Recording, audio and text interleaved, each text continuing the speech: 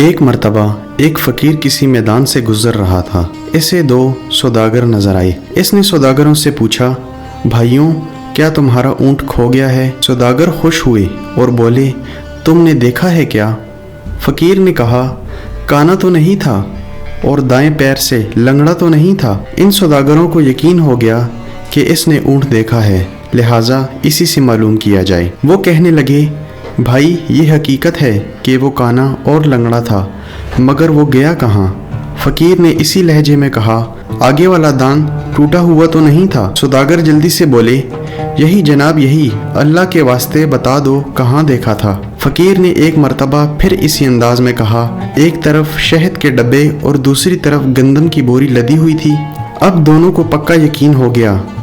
کہنے لگے، فقیر بابا اب جلدی سے ہمیں چل کر بتائیے کہ اونٹ کہاں ہے۔ فقیر نے کہا، بھائی اگر سچ پوچھو تو نہ میں نے تمہارے اونٹ کو دیکھا اور نہ اس کے بارے میں سنا ہے۔ میں ابھی تم دونوں سے سن رہا ہوں کہ تمہارا اونٹ کھو گیا ہے۔ سوداگر حیران ہو گئے اور سمجھے کہ وہ ہم کو دھوکہ دے رہا ہے۔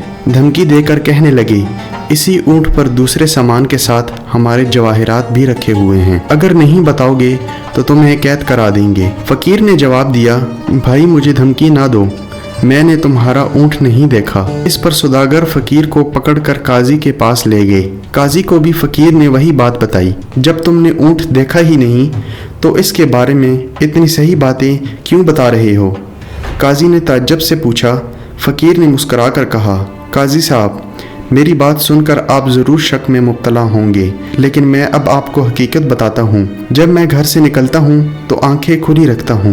آج صبح میں ایک جگہ سے گزرا تو میں نے دیکھا کہ ایک اونٹ کے پیروں کے نشان تو موجود ہیں، لیکن کسی آدمی کے پیروں کے نشان نہیں ہیں، جس سے میں یہ سمجھا کہ اونٹ رسی توڑ کر بھاگ گیا۔ پھر دیکھا تو ایک پاؤں کے نشان تھے ہی نہیں، اس سے معلوم ہوا کہ وہ لنگڑا ہے۔ پھر کیا دیکھتا ہوں کہ راستے کے ایک طرف گھاس چرنے کے نشان ہیں، جس سے معلوم ہوتا تھا کہ وہ کانا ہے۔ دانت کے ٹوٹے ہونے کا علم اس طرح ہوا کہ اس نے جس پودے کو کھانے کی کوشش کی اس کے کچھ پتے باقی رہ گئے تھے، اور سامان کا پتہ اس طرح چلا کہ ایک طرف چیونٹیوں کی آمد و رفت تھی، جس سے معلوم ہوا کہ ایک طرف اناج ہے اور دوسری طرف شہد کی مکھیاں تھیں، جس سے معلوم ہوا کہ وہاں شہد ضرور ہوگا۔ قاضی صاحب یہ بات سن کے دنگ رہ گیا اور فقیر کو شاباشی دی۔ سوداگر بھی فقیر کے بتائے ہوئے راستے پر گئے اور انہیں اپنا کھویا ہوا اونٹ مل گیا۔